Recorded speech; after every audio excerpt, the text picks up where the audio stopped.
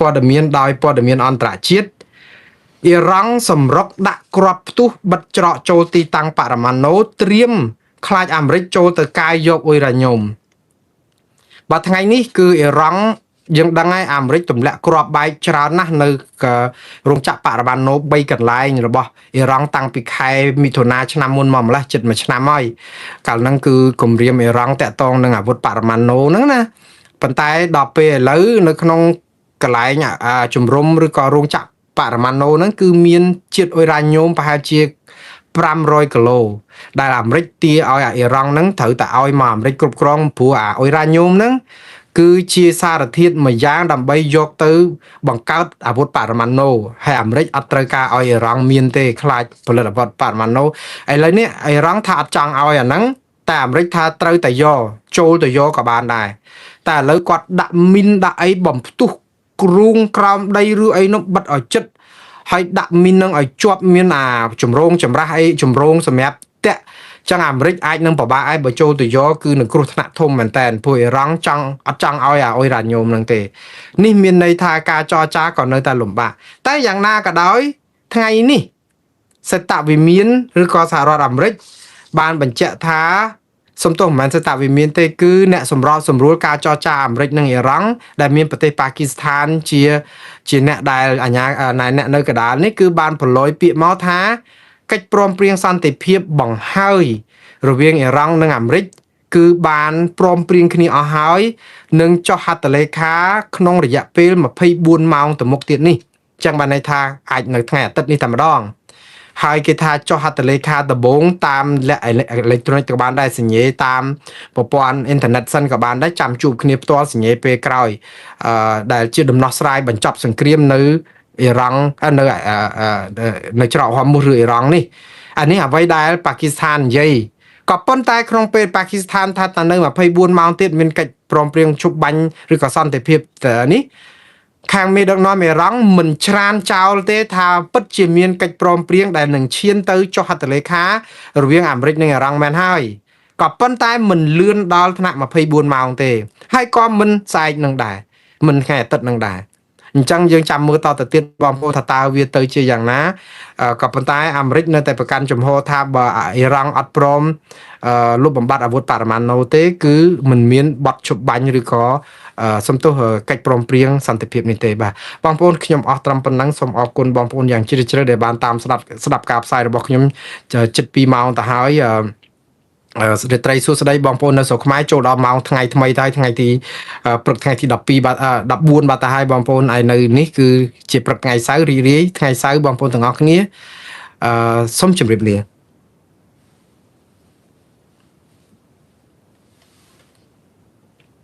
ថាម៉ោងហ្នឹងស្មានតែផលិតផលថៃធ្លាក់ដល់កម្រិត0មិនមែនចូលនៅក្នុងស្រុកខ្មែរអត់ទេណានៅ60%នៅឡើយទេហើយទៅបន្ទោសគេអ្នកលក់យើងអត់បិទយើងហាមគេអត់បានយើងទៅរករឿងអ្នកដែលផ្សព្វផ្សាយលក់ផលិតផលថៃតែក៏គ្នាធ្វើមិនបើយើងអ្នកនាំចូលមកស្របច្បាប់ហ្នឹងស្ទឹងត្រែងក៏ទឹកបាក់ទំនប់កុងតឺន័រក្រុងបរសៃអនុក៏បាក់ទំនប់យន្តហោះក៏មកហើយមាសចូលមករាប់ពាន់លានដុល្លារបាត់អស់លីងម្ដងទៅណានឹងខាងចលនាមេដាធម្មជាតិនិយាយនឹងយកនាំមកពីថៃដែរហើយយើងមករករឿងជង្គង់មន់តែចុះអាមាស3-4,000លានដុល្លារនោះលោកហ៊ុនសែនមិនដែលខកខាននៅក្នុងការធ្វើឲ្យប្រជាពលរដ្ឋវង្វេងរឿងតួនាទីមេដឹកនាំខ្ញុំទទួលសារពីប្រជាពលរដ្ឋមកសួរខ្ញុំថាលោកហ៊ុនសែនគាត់ធ្វើអីរាល់ថ្ងៃហ្នឹងមិនបានឃើញគាត់ដើរទៅចអុលឲ្យចាប់អ្នកនេះចាប់អ្នកនោះហ្នឹងក្រែងជាតួនាទីរបស់លោកហ៊ុនម៉ាណែតអីជាតួនាទីរបស់រដ្ឋាភិបាលហើយក្រែងលោកហ៊ុនសែនជាប្រធានព្រឹទ្ធសភាអីព្រឹទ្ធសភាគឺគាត់នឹងអង្គុយធ្វើច្បាប់ឲ្យផ្ទៀងផ្ទាត់អំណាចរដ្ឋាភិបាលតែគាត់ធ្វើអីតាមិនមែនចុះទៅដើរចអុលគេអញ្ចឹងឯណាបងប្អូនមានចម្លើយខ្លួនឯងឲ្យមកសួរមុងណារ៉េតដែរខ្ញុំពេលខ្លះខ្ញុំឆ្ងល់ដែរនៅកម្ពុជាអត់មានទេនីតិរដ្ឋអង្គការគេរកឃើញនៅពិភពលោកអត់មានទេសេរីភាពសារព័ត៌មានអត់មានទេសេរីភាពសិទ្ធិមនុស្សប្រជាធិបតេយ្យសម្រាប់អ្នកប្រឆាំងគឺមានសម្រាប់គណៈបកប្រជាជនកម្ពុជាហើយមានសម្រាប់គណៈបកប្រជាជនកម្ពុជានេះគេហៅសេរីភាព censorship បងប្អូនភាសាកាសែតពាក្យ censorship ហ្នឹងគឺបានន័យថាជាការរឹតបន្តឹងសិទ្ធិខ្លួនឯងនៅក្នុងការបញ្ចេញមតិគេអត់ហាមឃាត់ទេគេអត់ហាមឃាត់មន្ត្រីគណៈបកណាក៏ដោយរបស់គណៈបកមន្ត្រីណាក៏ដោយក្នុងគណៈបកប្រជាជនទាំងបញ្ញវន្តទាំងបណ្ឌិតទាំងអីហ្នឹងគេអត់ដែរហាមឃាត់ទេសិទ្ធិសេរីភាពពេញទំហឹងនៅក្នុងការនិយាយស្ដីតែគណៈបកប្រឆាំងគឺគេហាមអាហ្នឹងមិននិយាយឲ្យគណៈបកប្រឆាំងឬក្រុមជំទាស់រដ្ឋាភិបាលគឺហាមជាប់គុកហើយអាហ្នឹងប៉ុន្តែគណៈបកប្រជាជនកម្ពុជាមន្ត្រីគាត់ទាំងអស់អត់មានបំរាមហាមសិទ្ធិនិយាយស្ដីទេប៉ុន្តែគាត់ហាមខ្លួនឯងគេហៅ censorship គាត់ហាមខ្លួនឯងហ្នឹងគឺថាទៅសេចឹងមិនត្រូវទេលុបហ่ะដាក់ទៅជាប់គុកឡើយអូទៅសេចឹងមេដឹកនាំដឹងហើយដូចរៀងរិះគន់គេតិចលុបចេញទៅសេទៅគុកឡើយអូឈប់សេហ្មងបាច់សេនេះមិនមែនជាសេរីភាពសារព័ត៌មានឬសេរីភាពបញ្ចេញមតិទេព្រោះយើងអត់មានសេរីភាពខ្លួនឯងក្នុងការហ៊ាននិយាយសរសេរលុបព្រោះខ្លាចខុសខ្លាចគេចាប់ដាក់គុកអានឹងមិនមែនសេរីភាពទេសូម្បីតែមនុស្សរបស់គណៈបកប្រជាជនកម្ពុជានិងរដ្ឋាភិបាលក៏អត់មានសេរីភាពពេញទំហឹងដែរសេរីភាពតែនិយាយឲ្យអាជ័យធ្លាក់ទឹកតាមិនសេរីភាពនៅក្នុងការធ្វើនឹងមិនត្រូវទេធ្វើនឹងអត់ទេយូប្រឡែងលោកបណ្ឌិតកិនភៀមួយមកលោកបណ្ឌិតកិនភៀហ្នឹងក៏រដ្ឋបិទសិទ្ធិសេរីភាពខ្លួនគាត់ដែរគេប្រឡែងមកឲ្យនិយាយអីបន្តិចបន្តួចទៅដល់យូគាត់និយាយថាអូមន្ត្រីគ្រាប់លពៅគ្រាប់តរេនអីអញ្ចឹងមន្ត្រីទាំងអស់នេះធ្វើឲ្យខូចមុខមាត់ថ្នាក់ដឹកនាំទៅចឹងវិញទៀតទៅការពារថ្នាក់ដឹកនាំបើខុសទៅបន្ទោសមន្ត្រីថ្នាក់ក្រោមដល់ពេលបានផលគេថាមកពីថ្នាក់ដឹកនាំដល់ពេលខុសបន្ទោសមន្ត្រីថ្នាក់ក្រោមអត់សុចរិតទេលោកកិនភៀនហ្នឹងក៏អត់សុចរិតដែរក៏អត់ស្មោះត្រង់យើងរិះគន់អត់ស្មោះត្រង់យើងរិះគន់វែងទៅខ្លាចមេដឹកនាំរករឿងទៅថាមកពីមន្ត្រីគ្រាប់លពៅហ្នឹងហើយបានយកមុខមាត់មេដឹកនាំខូចគេខំប្រឹងវាមិនមែនទេស្ថាប័នមួយដែលចុះខ្សោយគឺដោយសារភាពជាអ្នកដឹកនាំកុំមកបន្ទោសកូនចៅល្អហើយបើថាតែយើងដឹកនាំមិនល្អហ្នឹងបានកូនចៅនឹងវាញ៉ៃនិយាយទៅដដែលមេដដែលមានអីពួកមេចង់យកតាបងទៅចោះតែមានអីជោគជ័យបន្តិចតាំងដោយសារតែភាពដឹកនាំដ៏មហាឆ្លាតវៃប្រកបដោយគតិបណ្ឌិតរបស់ថ្នាក់ដឹកនាំលោកហ៊ុនសែនឬលោកហ៊ុនម៉ាណែតអញ្ចឹងតសើអញ្ចឹងតរហូតតពេលមានបញ្ហាអីបន្ទោសមន្ត្រីថ្នាក់ក្រោមថាធ្វើឲ្យខូចមុខមេដឹកនាំវាអត់ទេវាតាប់ចបៃត្រជួយគ្នាឯងខ្នងអញដែរខ្នងឯងជួយអញជួយឯងនឹងតែប៉ុណ្្នឹងអញ្ចឹងតាវាអត់មានទៅមុខទេអញ្ចឹងដល់ពេលអញ្ចឹងនិយាយស្អីក៏តាមបានដែរឥឡូវបងប្អូនសួរខ្ញុំឆ្លើយយ៉ាងម៉េចតើមានពេលណាដែលស្ថាប័ននីតិប្រតិបត្តិគឺរដ្ឋាភិបាលអង្គនីតិបញ្ញត្តិគឺរដ្ឋសភានិងតុលាការដែលជាស្ថាប័នទាំង3នេះនៅក្នុងរដ្ឋសភាដែលចែងមកក្នុងរដ្ឋធម្មនុញ្ញមិនមែនរដ្ឋសភាថាស្ថាប័នទាំង3នេះគឺជាស្ថាប័នឯករាជ្យមិនត្រូវលូកដៃចូលក្នុងកិច្ចការផ្ទៃក្នុងផងគ្នាទេនឹងរដ្ឋធម្មនុញ្ញមានចែងអញ្ចឹងតាឥឡូវបាយមួយពំនូតរបស់រដ្ឋាភិបាលដែលដឹកនាំដោយលោកហ៊ុនម៉ាណែតបាយមួយពំនូតដែលដឹកនាំដោយរដ្ឋសភាអង្គនីតិបញ្ញត្តិដែលធ្វើច្បាប់ដែលដឹកនាំដោយលោកហ៊ុនសែនប្រធានព្រឹទ្ធសភានិងអង្គតុលាការដែលត្រូវឈរដាច់ដោយឡែកឥឡូវពូតឯងមកដុំអញ្ចឹងហ្មងពូតឲ្យដូច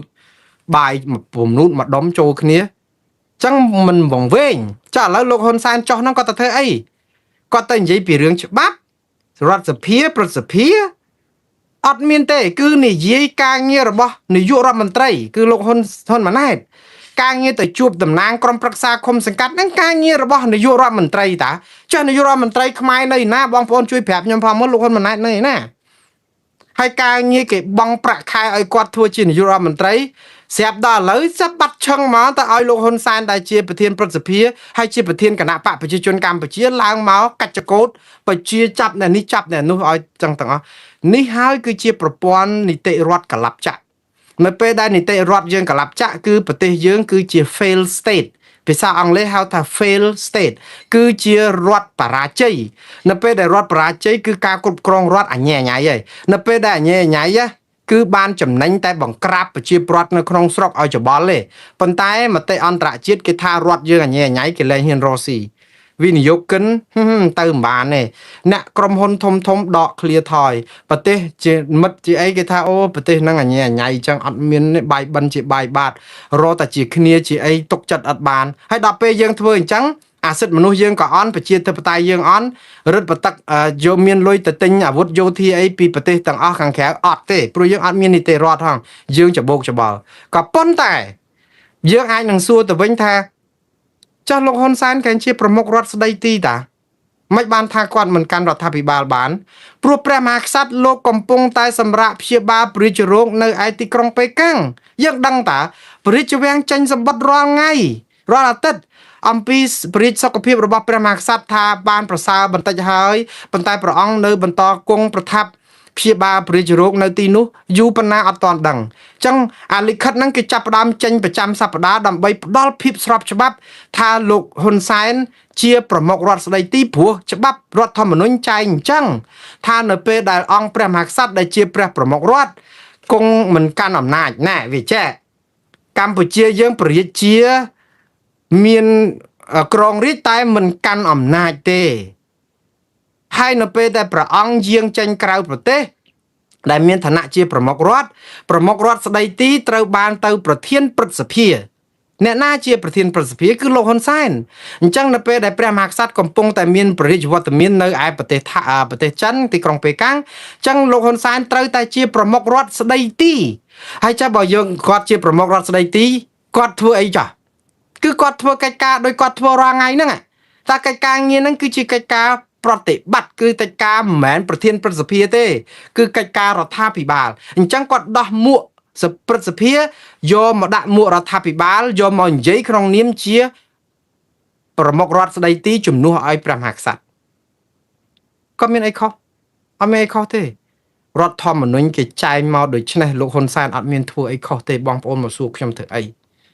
ហើយបើសួរអញ្ចឹងខាងគណៈបកប្រជាជនគេមកនិយាយវិញថាអត់មានចេះច្បាប់ទលាប់ទេស្គាល់ហ៊ុនសែនស្ដាងពេកហើយលោកហ៊ុនសែនតែនិយាយអីចឹងគាត់ថាគាត់ស្គាល់គាត់ស្ដាងពេកហើយឲ្យយើងទៅរៀនសូត្រអីទៀតបើរៀនសូត្រជាតិនឹងអត់ចេះឲ្យយើងទៅរៀនសូត្រជាតិក្រោយទៀតណាគាត់សប្បាយចិត្តនឹងឲ្យយើងរៀនសូត្រឲ្យយល់ពីគាត់ហើយតាមពិតណាពវៀនបោះចទៀតរបស់លោកហ៊ុនសែនណាអត់ចាំបាច់ទៅរៀននៅសាលាបាលីសាលាណាទេគឺនៅលើបាតដៃនេះអ្នកណាក្មេងបៀមដៃណាក៏គេមើលឃើញដែរព្រោះ30 40ឆ្នាំគាត់ធ្វើតែអញ្ចឹងហ្នឹងអាប៉ោងរបស់លោកហ៊ុនសែននេះអាប៉ោងដែលរបៀបដឹកនាំរដ្ឋគឺជាអាប៉ោងបើកក្របអត់មែនទៅមួងណារ៉េតអីនេះប៉កែមើលអីណាអត់ទេអាប៉ោងបើកក្របហើយបងប្អូនចាអត់ត្រូវទៀតហ្នឹងងាប់ហើយគាត់បើកឲ្យយើងមើលអញ្ចឹងតើយើងចាំបាច់ទៅអ៊ុតស្អីទៀតចំតិតចំតងអីទៀតចាក់ទៅចាក់កៅអៅទៀតកុំចាក់ខ្សែព្រោះអីអាប៉ោងផ្ងាអញ្ចឹងហើយហ្នឹងហើយចាំបាច់អ្នកវិភាគមកពីឋានប្រអិនឯណាមកមិនដឹងអំពីអាប៉ោងបើក្របរបស់គាត់ហ្នឹងហើយស្អីណាចេះវិភាគនយោបាយវិភាគស្អីមុងណារ៉េតនេះតែចេះស្អីខ្ញុំមិនបានចំណិតតាស៊ីក្លូមួយនៅវត្តលង្កាទេគាត់ដឹងរឿងឲ្យខ្ញុំមិនបានជាងកាត់សក់ខ្ញុំនៅផ្លូវកម្ពុជាក្រមផងគាត់ដឹងរឿងនេះច្រើនជាងខ្ញុំក៏គ្មានសញ្ញាបត្រស្អីរៀនស្អីណាច្រើនផងគាត់ដឹងដោយសារអីយើងធ្វើរឿងដដែលជាដដែលហើយយើងរំពឹងលទ្ធផលថ្មីបើ Albert Einstein ថាជាអំពើឈួតលីលាក៏ប៉ុន្តែលោកហ៊ុនសែនថាអានេះជាអំពើបានផ្លែផ្កាធ្វើតែអញ្ចឹងជោគជ័យទៅធ្វើអីផ្សេងទៅអីព្រោះប្រជាពលរដ្ឋខ្មែរស្រួលបោកណាស់គាត់បោករាប់ឆ្នាំមកគឺនៅតែបោកបានទៀតបើបោកចាញ់បោកគាត់ឲ្យឡំប៉ាចាប់ដាក់គុកទៀតដូច្នេះជនរងគ្រោះទៅរករឿងអីដឹងតែចាញ់បោកតែប្រជាពលរដ្ឋខ្មែរមិនដឹងចាញ់បោកទេដឹងតាប៉ុន្តែបើយើងទៅរករឿងចាញ់បោកគេចាប់ដាក់គុកទៀតអញ្ចឹងហើយបោកក៏បោកទៅធ្វើមិនខ្មិចបើយើងកម្មអញ្ចឹងនេះឯងប្រទេសដឹកនាំបែបផ្ដាច់ការតែប៉ុណ្្នឹងថាបងប្អូនវាអត់មានអីលំបាកគិតទេអញ្ចឹងហើយបានខ្ញុំចិត្តតែលើកទឹកចិត្តឲ្យបងប្អូនថាផ្សងព្រេងខ្លះទៅហ៎រកគណៈបកប្រឆាំងណាដែលមានជាបង្គោលហ្នឹងឲ្យមានសម្លេងខ្លះទៅកុំឲ្យគណៈបកប្រជាជនជាសេះលែងដៃបើប្រជាគណៈបកប្រជាជនក្រោមការដឹកនាំរបស់លោកហ៊ុនសែនតកូលហ៊ុនគាត់កែបោះឆ្នោតឲ្យគាត់ទៅទៀតទៅខ្ញុំលើកទឹកចិត្តឲ្យបោះឲ្យគាត់ទៀតទៅអត់អីទេឲ្យតែគាត់កែឲ្យមានសិទ្ធិមនុស្សមានប្រជាធិបតេយ្យកុំងើបមួយវាយមួយឲ្យបោះឆ្នោតដោយសេរីត្រឹមត្រូវយុត្តិធម៌ឲ្យមានអង្គការសង្គមស៊ីវិលឯករាជ្យឲ្យមានប្រព័ន្ធផ្សព្វផ្សាយឯករាជ្យកុំចាប់ប្រជាពលរដ្ឋដាក់គុកដោយសារនិយាយសារលើ Facebook រិះគន់រឿងព្រំដែនរឿងអី បើសិនជាគាត់កែអានឹងបានអស់ហើយតែយើងចង់បានអីទៀតទៅយកគណៈបកប្រឆាំងពីឋានទេវតាណាបើគណៈបកទេវតាគាត់ធ្វើហើយហ្នឹងចាំមកខ្ញុំចេះតែនិយាយថាមិនចំពោះថាគណៈបកប្រជាជនគណៈបកណាទេតកូលហ៊ុនតកូលសុកតកូលទាតកូលរងតកូលកំតកូលសំតកូលមៀចតកូលថាច់តកូលសើងតកូលសអីទេតកូលអីកាន់ទៅសំខាន់យើងធ្វើឲ្យជាតិនេះផ្សះផ្សាគ្នាហើយមួងណារ៉េតគឺនឹងសាតគ្រប់ប៉ុន្តែឥឡូវហ្នឹងវាអត់សង្ឃឹមរឿងគណៈបកកណ្ដាលអំណាចព្រោះគាត់អត់កែហើយចឹងទៅដល់និយាយឲ្យគាត់កែថាយើងនឹងក្បត់ជាតិថាយើងនឹងប្រឆាំងរដ្ឋាភិបាលតែខ្លួនឯងអត់កែយើងបើកឡានសវឹងស្រាផងនិយាយទូរស័ព្ទផងហើយអ្នកនៅគ្នាជិះនៅលើឡានគ្នាភ័យអត់ឲ្យចុះពីលើឡានឬក៏បើកទ្វីតធាក់យើងចោលអ្នកនៅហ្នឹងមាត់ក៏បិទស្គុតវាយដាក់ច្បាក់ហើយគ្នានៅហ្នឹងគ្នាអោបបេះដូងលោតបឹបបាក់អើយដឹងមិនទេទៅបុកគេងាប់ឯដឹងព្រោះឡានគេមកពីនោះមកវឺតមកឲ្យយើងនេះរេពេញផ្លូវចឹងយើងរស់នៅក្នុងជីវិតមួយគេហៅទ្រាំអថ័យបងប្អូនបាក់ស្បាតព្រោះយើងទៅជិះឡានមួយដែលយើងតកង់បើករេពេញផ្លូវនិយាយអត់ស្ដាប់ហើយថាអីអត់បានវាយទៀតអូយអយុត្តិធម៌ណាស់ឥឡូវបាយ3ពំនូតហ្នឹងយើងពូតចូលគ្នានៅពេលដែលយើងពូតបាយ3ពំនូតនេះពូតចូលគ្នាបញ្ហារឿងអីបងប្អូនគឺលោកហ៊ុនសែនគឺគាត់បំពេញតួនាទីជាប្រមុខរដ្ឋស្ដីទីនឹងហើយហេតុអីបានជាខ្ញុំថាបំពេញតួនាទីព្រោះគាត់តាមពិតចុះទៅមូលដ្ឋានគួរតែទុកកិច្ចការងារនេះឲ្យលោកហ៊ុនម៉ាណែតព្រោះលោកហ៊ុនម៉ាណែតអត់ឈឺស្កាត់អីលោកហ៊ុនម៉ាណែតមានកាយសម្បទាគ្រប់គ្រាន់លោកហ៊ុនម៉ាណែតមានកម្លាំងមាំមួនលោកហ៊ុនម៉ាណែតជានាយករដ្ឋមន្ត្រីអាយុ50ប្រហែលខ្ញុំហេតុអីបានជាទៅឲ្យឪពុកគាត់ដែលអាយុចិត្តជាងហើយកំពុងតែជារៀនខ្ញុំកំពុងតែឆ្ងល់ឲ្យមកកាន់ការហេតុអីបានជាធ្វើបាបឪពុករបស់គាត់ឲ្យមកកាន់ការជាប្រមុខរដ្ឋស្ដីទីក្នុងពេលដែលព្រះមហាក្សត្រកំពុងតែប្រឈួននៅឯព្យាបាលបរិជ្ជរោគនៅឯទីក្រុងប៉េកាហេតុអីកម្ពុជាពេលហ្នឹងត្រូវការលោកហ៊ុនសែនត្រូវតែកាន់ជាប្រមុខរដ្ឋស្ដីទីដើម្បីធ្វើឲ្យកក្រើកព្រោះអីថៃកំពុងតែវាយដីខ្មែរហើយយើងត្រូវតែរួមគ្នាដឹកនាំទ័ពទៅសមរភូមិលោកហ៊ុនម៉ាណែតមិនអាចដឹកនាំទ័ពបានទេព្រោះគាត់កំពុងតែឈឺថ្កាត់អីអញ្ចឹងទៅដាច់ខាត់ត្រូវតែមានប្រមុខរដ្ឋស្ដីទីទៅនាំទ័ពយើងទៅការពារដែនអធិបតេយ្យយើងឲ្យខាងតែបានអីណាអត់អាលីងសង្គ្រាមជាមួយថៃចាប់បាត់ហើយថៃគេយកដីយើង62កន្លែងយើងចុះហត្ថលេខាអ្នកណានៅហ្នឹងអ្វីប្រក្រតីទៅវិញហើយជនភៀសខ្លួនជនភៀសសឹក60បួ640,000នាក់ទៅអស់ហើយនៅសល់28,000នាក់ភូមិរងចាំ8,000គ្រួសារជាងសង់ផ្ទះសង់អីដាក់អីឲ្យហើយពិធីបុណ្យសង្ក្រាន្តសៀមរាបសង្ក្រាន្តអង្គរសង្ក្រាន្តអីយកទៅដាក់ទៅដល់អីយើងធ្វើរឿងប្រក្រតីជុំវិញផ្ទៃប្រទេសអស់ទៅហើយក្រោយសង្គ្រាមហ្នឹងតាមពិតវាគួរតែពេលពងមានសង្គ្រាមហ្នឹងលោកហ៊ុនសែនចេញមកជាប្រមុខរដ្ឋស្ដីទីអាហ្នឹងវាទៅតំណងតែព្រះមហាក្សត្រលោកអត់បញ្ឈួននៅពេលដែលថៃកំពុងឆ្លោះគ្នាចៃដន្យអីលោកទៅបញ្ឈួនពេលដែលគេបាញ់យកដីថៃដីខ្មែរបាន62កន្លែងហ្នឹងហើយតែយ៉ាងណាបងប្អូនប្រមុខរដ្ឋស្ដីទីកាន់តួនាទីជំនួសឲ្យរដ្ឋាភិបាលវាអត់ខុសអីទេលើកលែងតែក្នុងមកកាន់ហ្នឹងគឺក្នុងករណីដែលលោកហ៊ុនម៉ាណែតហ្នឹងដេកស្ទឹកនៅលើគ្រែសង្គ្រោះបន្ទាន់ហើយគាត់ធ្វើអីអត់កើតទៅយកឪពុកចាស់ជរាយកមកកាន់ទៅព្រោះអីកូនដែលជានាយករដ្ឋមន្ត្រីធ្វើអីឡើងកើតដែរឬក៏នៅជាប់ការងារដែលបំពេញទស្សនកិច្ចនៅបរទេសមួយខែអញ្ចឹងមួយខែហ្នឹងអត់អាចលោកហ៊ុនម៉ាណែតចេញទៅក្រៅបាត់ហើយជានាយករដ្ឋមន្ត្រីត្រូវឲ្យប្រមុខរដ្ឋស្ដីទីត្រូវតែមានលោកហ៊ុនសែននៅកាន់ការនៅក្នុងប្រទេសហ្នឹងអាហ្នឹងដូចជាសមស្របជាងហើយបើទោះសមស្របក៏មិនគួរណាមកកាន់ទៅជួបប្រជុំក្រុមប្រឹក្សាអីលោកហ៊ុនម៉ាណែតនៅឯណាចឹងធ្វើឲ្យលោកហ៊ុនម៉ាណែតហ្នឹងអស់ឥទ្ធិពលអស់អំណាចអស់សិទ្ធិអស់ស្អីទាំងអស់ជានាយករដ្ឋមន្ត្រីទីងមុងសុតសាតអាយ៉ងសុតសាតអីចឹងទៅហើយក្នុងពេលជាមួយគ្នាហ្នឹងគឺអានីតិយើងពីប្រធានបកប្រធានព្រឹទ្ធសភាកាន់រដ្ឋាភិបាលចអុលទៅហ៊ុនម៉ាណែតសិតអាសិតវាឯងធ្វើមិនកើតអីចេះអាហ្នឹងកូនអញពេញទឹកពេញដីដឹងស្អីគេ បងប្អូននិយាយពីភាសាខ្មែរយើងពេញចិត្តណាបងប្អូនខ្មែរដែលគ្រប់គ្រងគណៈបកប្រជាជនអូយកក់ក្ដៅណាស់បានសម្ដេចពុកមកអញ្ចេះគឺថាមកនឹងកក់ក្ដៅមែនតើដើម្បីបើឲ្យលោកហ៊ុនម៉ាណែតឡើងមកពួកប្រឆាំងនឹងដូចជាអត់ទុនអីបន្តិចសោះដូចនៅកអឺតកតមខ្លាំងតែបើឲ្យសម្ដេចពុកឡើងមកគឺពួកប្រឆាំងនេះគឺថាវាក្រាបដូចកតេលអញ្ចឹងរៀបដូចកតេលអញ្ចឹងប្រហែលជាគេគិតអញ្ចឹងណាពួកអីលោកហ៊ុនម៉ាណែតនឹងសម្ដីនឹងគឺថាវាទុនពេកលោកហ៊ុនសែននឹងគឺថាងើបមួយវាយមួយអីអញ្ចឹងទៅចាត់ចេញមកគឺជាសារពមៀនដល់ក្រុមប្រឆាំងនឹងកុំឲ្យប្រហើនពេកអីចឹងទៅនៅក្នុងន័យអញ្ចឹង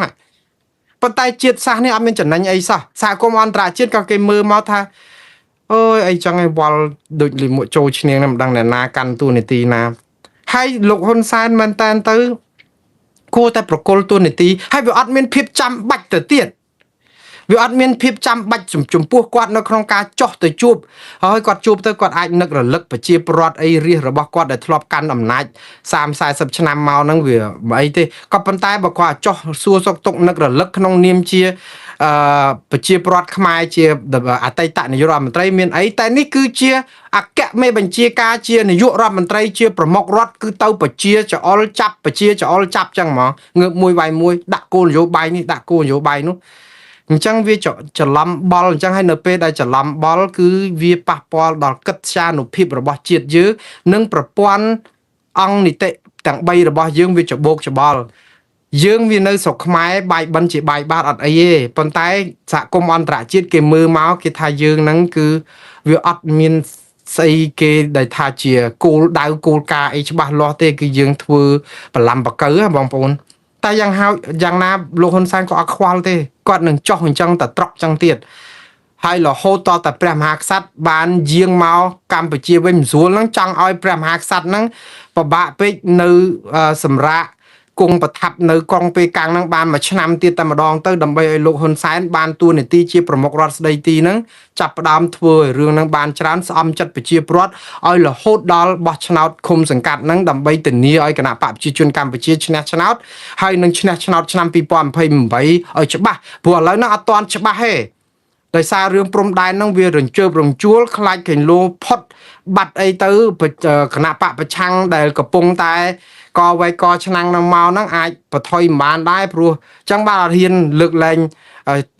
ដែលសិទ្ធិនយោបាយលោកកឹមសុខាហ្នឹងដោយសារអត់ច្បាស់ខ្លួនឯង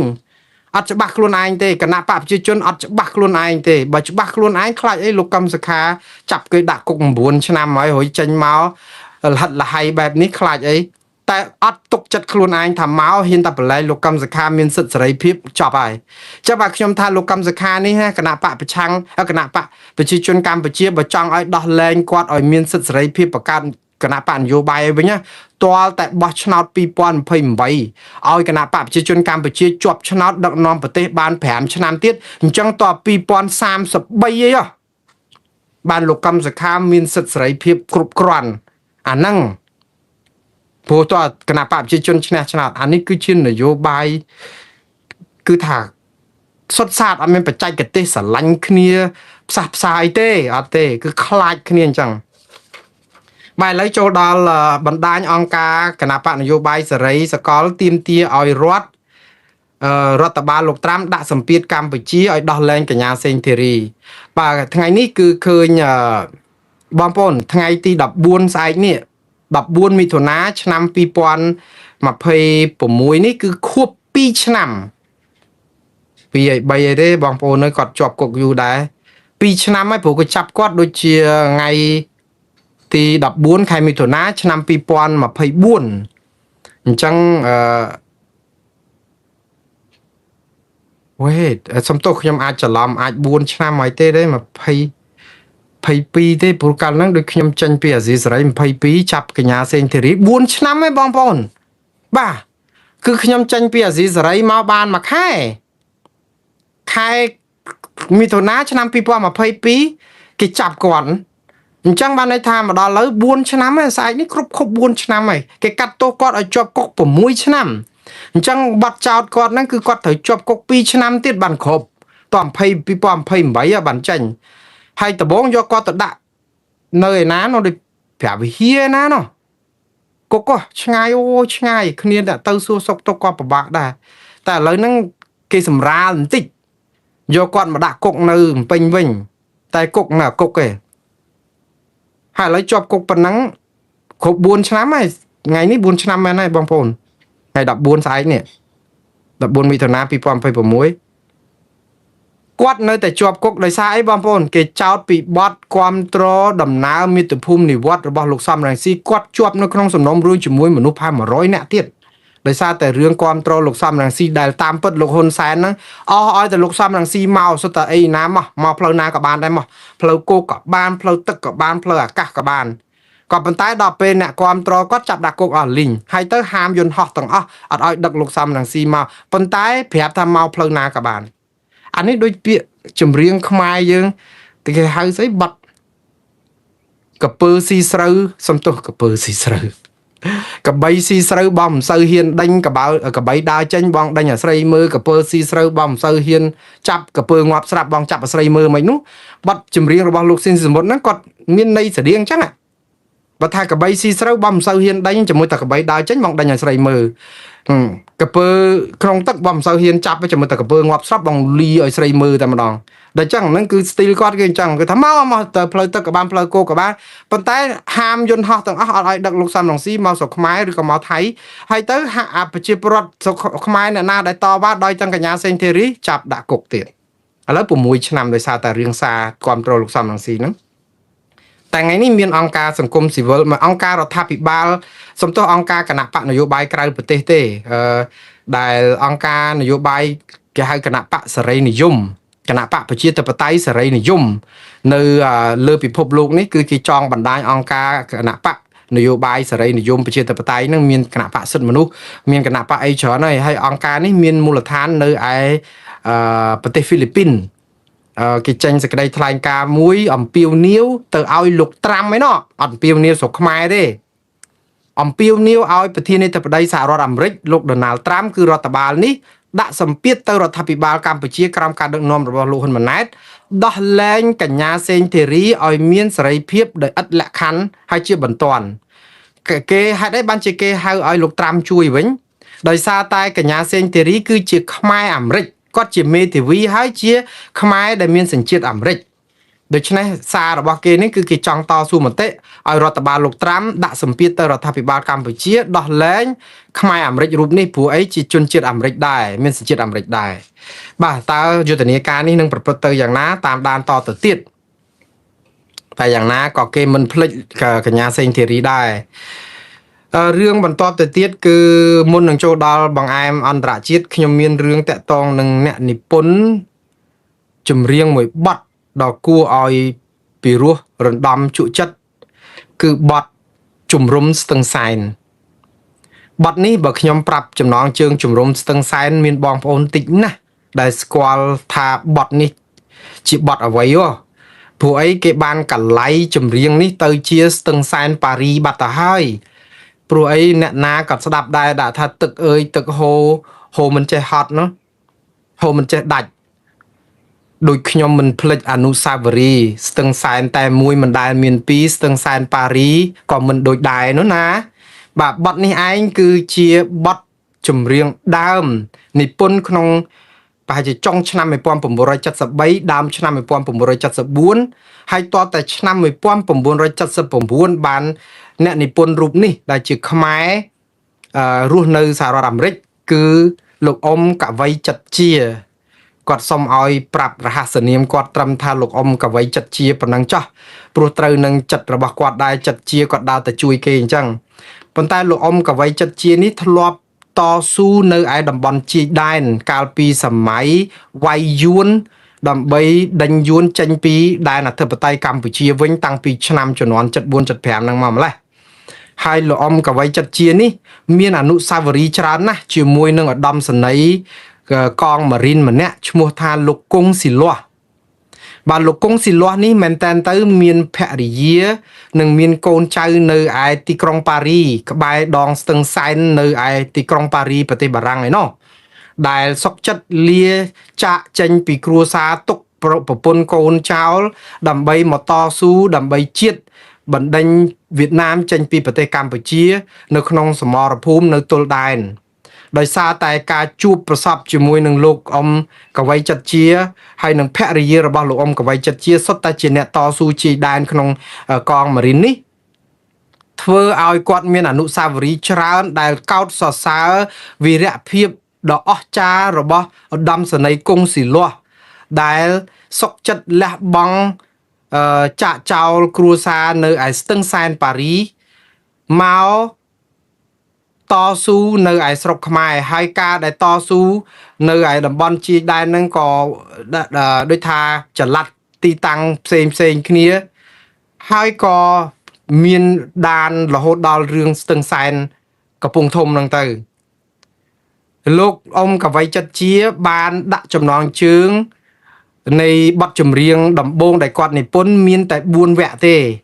គឺ4វគ្គហ្នឹងគឺផ្ដើមមានវគ្គដំបូងវគ្គទី2បន្តនិងវគ្គទី3ក៏ប៉ុន្តែពេលតែក្រោយមកទៀតគាត់ក៏បានបន្ថែម2វគ្គទៀតអញ្ចឹងចម្រៀងនេះគឺមានដល់ទៅ6វគ្គទៅហើយបងប្អូនចម្រៀងនេះគឺមានអត្ថន័យពីរោះរំដំចិត្តណាស់ប៉ុន្តែមិនមែនជាចម្រៀងដែលរៀបរាប់ពីអនុស្សាវរីយ៍ស្នេហាគូស្នេហ៍ប្រុសស្រីណានោះទេគឺជាអនុស្សាវរីយ៍របស់លោកអ៊ំកវីចិត្តជាដែលឆ្នាំនេះមានវ័យប្រមាណ80ឆ្នាំហើយលោកចាស់ណាស់ទៅហើយក៏ប៉ុន្តែនៅតែចងចាំខ្ញុំនឹងផ្សាយបទសម្ភាសន៍របស់ខ្ញុំជាមួយនឹងលោកអ៊ំកវីចិត្តជានៅពេលឆាប់នេះអាចស្អែកឬក៏ខាន់ស្អែកនេះបាទដើម្បីឲ្យបងប្អូនបានដឹងអំពីអ្នកណាជាអ្នកនិពន្ធចម្រៀងជំរុំស្ទឹងសែនដែលគេយកមកកឡៃថាជាស្ទឹងសែនប៉ារីលោកអ៊ំកវីចិត្តជាក៏មានការខូចចិត្តដែរដែលអ្នកចម្រៀងសម័យក្រោយយកទៅកឡៃបទចម្រៀងហ្នឹងហើយមានអ្នកខ្លះរហូតថាជាបទចម្រៀងរបស់ខ្លួនទៅទៀតដែលអ្នកចម្រៀងអ្នកនិពន្ធនៅរស់សោះនេះជាការផ្ដល់ភាពអយុត្តិធម៌សម្រាប់លោកអ៊ំកវីចិត្តជាដែរតែខ្ញុំនឹងផ្ដល់ភាពយុត្តិធម៌ដល់កវីដ៏ចំណានរបស់យើងរូបនេះនៅជីវិតចុងក្រោយរបស់លោកយ៉ាងហោចណាស់ក៏បានទទួលយុត្តិធម៌ថាលោកអ៊ំគឺជាម្ចាស់បទជំរុំស្ទឹងសែនដែលគេយកមកកែកឡៃទៅជាស្ទឹងសែនប៉ារីហើយស្ទឹងសែនប៉ារីនឹងទៀតចោលសោតប៉ារ៉ូលដែលលោកនិពន្ធមកហ្នឹងគឺថាប៉ាតណាប៉ាតនៃអានខុសច្រៀងខុសនឹងក៏ច្រើនមែនតើហើយខ្ញុំមានកិត្តិយសខ្ញុំបានច្រៀងចម្រៀងជំរុំស្ទឹងសែននេះឡើងវិញទាំង6វគ្គដោយឥតបានបោះបង់ចោលសូម្បីតែពាក្យមួយម៉ាត់ឃ្លាមួយឃ្លានៃចម្រៀងដើមទាំងស្រុងរបស់លោកអ៊ំកវីចិត្តជាតាំងពីដើមដល់ចប់ដែលខ្ញុំច្រៀងហើយផ្សាយនៅ Facebook របស់ខ្ញុំម្សិលមិញហើយនឹងផ្សាយនៅ YouTube របស់ខ្ញុំបងប្អូននឹងអាចមើលបានគឺចំណងជើងជំរុំស្ទឹងសែនបាទខ្ញុំច្រៀងខ្លួនឯងខ្ញុំមិនមែនជាអ្នកចម្រៀងទេបងប្អូនសូមអធិស្ឋានក៏ប៉ុន្តែដោយសារនិស្ស័យចូលចិត្តចម្រៀងហើយក៏ឃើញបទចម្រៀងនេះមានន័យលឿនលលោកហើយចង់ផ្សព្វផ្សាយរក្សាគេដំណើរស្នាដៃរបស់លោកអ៊ំកវីចិត្តជាផងក៏ច្រៀងចម្រៀងនេះបងប្អូនអាចរកមើល Facebook នៅពេលនេះក៏បានហើយ YouTube ខ្ញុំក៏បានដែរជំរុំស្ទឹងសែនហើយខ្ញុំនឹងយកចម្រៀងនេះយកមកភ្ជាប់ជាមួយនឹងបទសម្ភាសន៍របស់ខ្ញុំជាមួយនឹងលោកអ៊ំកវីចិត្តជានៅពេលដែលខ្ញុំផ្សាយបទសម្ភាសន៍ទាំងស្រុងនេះនៅពេលថ្ងៃស្អែកឬក៏ខាន់ស្អែកនេះបាទខ្ញុំចង់ជម្រាបជូនបងប្អូនមួយម៉ាត់ពីរទៀតពីរឿងលោកអ៊ំកវីចិត្តជាតកតងនឹងជំរុំស្ទឹងសែននេះបទជំរុំស្ទឹងសែននេះតាមពិតពីដំបូងឡើយគឺលោកអ៊ំយកទៅឲ្យលោកស៊ីនស៊ីសមុទ្រច្រៀងទេក៏ប៉ុន្តែក្នុងឆ្នាំ74ហ្នឹងយើងស្រុកយើងចាប់ផ្ដើមចិត្តបាយអាពតហើយបាយចូលអាពតមិនមែនបាយអាពតចូលឆ្នាំ79ទេដល់អញ្ចឹងទៅលោកថាលោកស៊ីនសមុទ្រក៏មានចម្រៀងក៏ច្រើនអីក៏ច្រើនគេស្នើគាត់ច្រៀងចម្រៀងបដិវត្តចម្រៀងរបស់សាធារណរដ្ឋអីហ្នឹងចឹងទៅធ្វើចម្រៀងគាត់ហ្នឹងគឺមិនអាចឲ្យលោកស៊ីនសមុទ្រច្រៀងបានបើទោះគាត់ជួបផ្ទាល់អីចឹងក៏ចុងក្រោយនៅជំរំខាវីដាងនេះគាត់ក៏បានឲ្យលោកស្រីឆោមឆវិនច្រៀងបាទដោយគ្រាន់តែកំដរដោយហ្គីតាហើយលោកស្រីឆោមឆវិនច្រៀងបទនោះ គាត់មានខ្សែอัดសំឡេងខ្សែអីរបស់លោកស្រីឆោមជវិនដែលគាត់ផ្សាយនៅ YouTube របស់គាត់ឈ្មោះថាកវីចិត្តជានឹងបងប្អូនទៅរកមើលទៅអាចនឹងឃើញចម្រៀងនឹងហើយបើចង់ស្ដាប់ចម្រៀងពីដើមមកយ៉ាងម៉េចហើយខ្លឹមសារទាំងស្រុងគឺមាននៅក្នុងចម្រៀងដែលថតតាំងពីឆ្នាំប្រហែលជា79នៃហ្នឹងយូរហើយគឺថត40ឆ្នាំជាងហើយដែលសំឡេងនៅទាំងអស់សំណេរដើមនិងចម្រៀងដើមយ៉ាងម៉េចប៉ះចឹងខ្ញុំស្លេះអត្តន័យរបស់លោកអ៊ំកវីចិត្តជាត្រឹមប៉ុណ្ណេះបងប្អូននឹងឃើញលោកអ៊ំកវីចិត្តជានឹងខ្លឹមសារនៃការនិពន្ធបទចម្រៀងជំរុំស្ទឹងសែនដែលឧទ្ទិសដល់លោកឧត្តមសេនីយ៍គង់ស៊ីលាស់យ៉ាងម៉េចនោះនៅថ្ងៃស្អែកនេះបាទឬក៏ឆាប់ៗនេះឥឡូវខ្ញុំបញ្ចប់